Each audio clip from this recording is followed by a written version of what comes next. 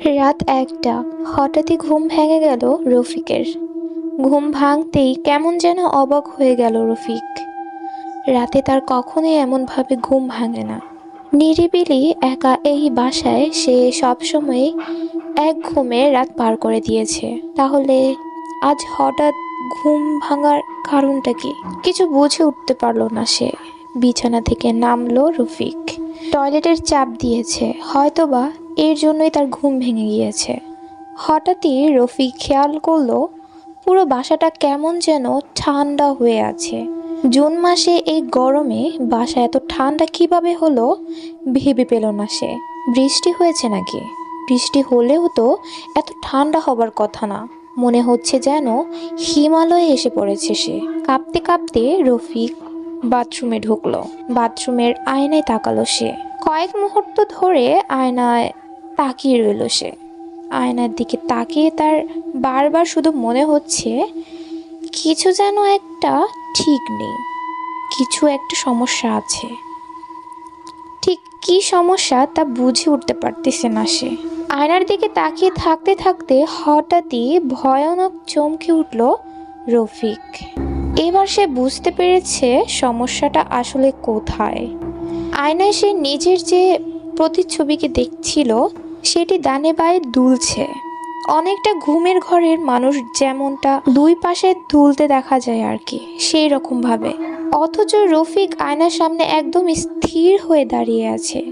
কিন্তু সে যদি আয়নার সামনে স্থির হয়ে দাঁড়িয়েই থাকে তাহলে আয়না তার প্রতিচ্ছবি দুলছে কেন, বা কিভাবে দুলছে কিছু ভাবতে পারছে না সে।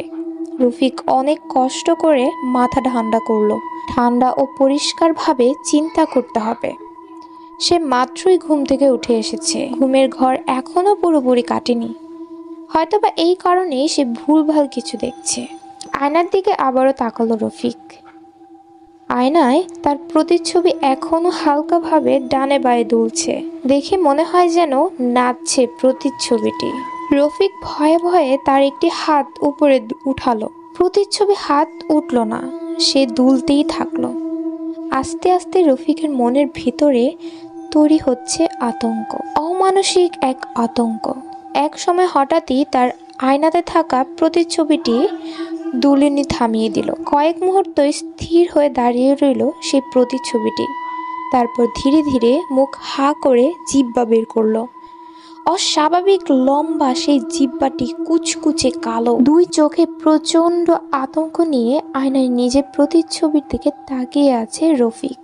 সে নিজের মুখ বন্ধ করে আয়নার দিকে তাকিয়ে আছে, অথচ আয়নাতে থাকা সেই প্রতিচ্ছবিটি এখনো জিহ্বা বের করে, তার কুচকুচে কালো জিহ্বাটা বের করে তার সামনে দাঁড়িয়ে আছে। কি এক ভয়ঙ্কর অবস্থা, বুঝতে পারছেন তো? যাই হোক, ভয় পেল রফিক, প্রচণ্ড ভয় পেল। চিৎকার করে সে বাথরুম থেকে এক দৌড় দিয়ে নিজের যেই শোবার ঘর সেই ঘরে গেল। শোবার ঘরের বড় একটা আয়নাতে তার চোখ গেল। শোবার ঘরের আয়নাতেও তার প্রতিচ্ছবিটি একইভাবে লম্বা কুচকুচে কালো জিহ্বা বের করে স্থিরভাবে তার দিকে তাকিয়ে আছে। এবার যেন আতঙ্কে মাথা কাজ করছে না রফিকের। শোবার ঘর থেকে বের হয়ে দৌড়ে রান্নার ঘরে চলে এলো সে। রান্নাঘরের জানালা দিয়ে পাশের বাসার বসার ঘর দেখা যায়। সেই বসার ঘরের উদ্দেশ্যে চিৎকার করে রফিক ডাকলো, ভাই কেউ আছেন বাসায়?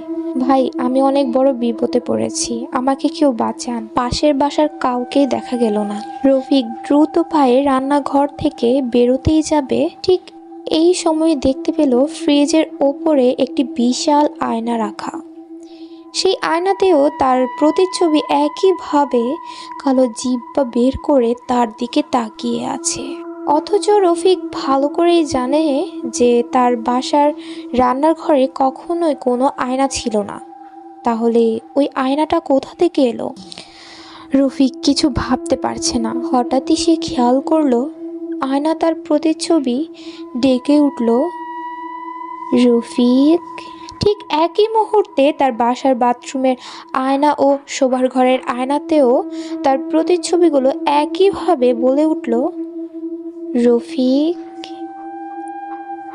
বাথরুম, শোয়ার ঘর ও রান্নাঘরের আয়নায় শফিকের প্রতিচ্ছবি আবারও হালকাভাবে ডানে বাঁয়ে দুলতে শুরু করলো এবং বারবার ডাকতে লাগলো, রফিক, রফিক, রফিক। রফিক আর দাঁড়িয়ে থাকতে পারল না, হাঁটু ভেঙে রান্নাঘরে মেঝেতে পড়ে গেল সে। প্রচণ্ড আতঙ্কে থর থর করে কাঁপছে সে, মুখ দিয়ে কথা বের হচ্ছে না তার।